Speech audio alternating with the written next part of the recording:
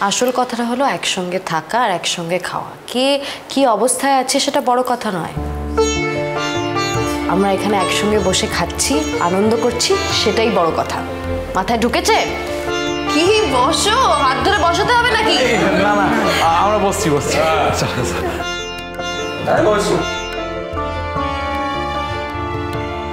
Madam, আপনার অর্ডারটা। আপনাদের এখানে ডিনারে কি পাওয়া যায় আমি তো জানি না। চাইনিজ তো নিশ্চয়ই আছে। দাদা, আপনারা সবাই চাইনিজ খাবেন তো? চাইনিজ? হ্যাঁ, চাইনিজ তো খেতেই পারি, তবে একজনের মতো এত ভালো চাইনিজ বাসি না। একজন যা ভালোবাসে না চাইনিজ খেতে। এই দেখো দেখিনি, আমার ভালোবাসা খাতে উঠছে কেন? হ্যাঁ, চাইনিজ খেতে আমি ভালোবাসি, ঠিক আছে, সবাই যা খাবে তাই খাবো। জানো দিদি, আমাকে একবার বিয়ের পরে ওই ধর্মতলার দিকে চাইনিজ খাওয়াতে নিয়ে গেছিল, খুব মজা করে খেয়েছিলাম, তবে ওই একবারই। তারপর আর কোনোদিন তুমি চাইনিজ খাওনি মা? ডাল ভাত জোগাড় করতে হিমশিম খেয়ে যাই তো আবার চাইনিজ। আর চাইনিজ খেতে তো শুধু দুজনে খেতে হবে না, বাড়িতে দুটো ছেলে মেয়ে আছে, বাচ্চা ওদেরকে নিয়েও তো যেতে হবে।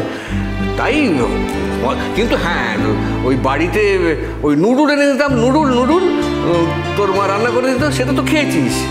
হ্যাঁ, তুমি দোকানের চাইনিজ খাওনি মা? মানে আর কোনোদিন খাওনি? বাবাও খায়নি?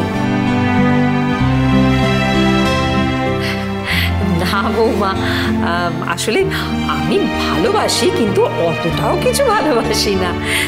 তবে তোমার বাবা যা ভালোবাসে না, সে কথা আর বলার নয়।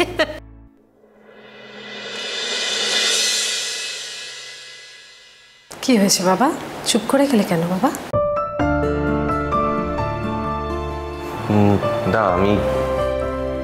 না, আমি কিরম ছেলে সেটা আমি এখন ভাবছি। আমার বাবা মা দুজনেই একটা খাবার খেতে ভালোবাসে, সেটা আমি এতদিন জানতামই না। আজকে ঘটনাচক্রে এখানে এসে জানতে পারলাম।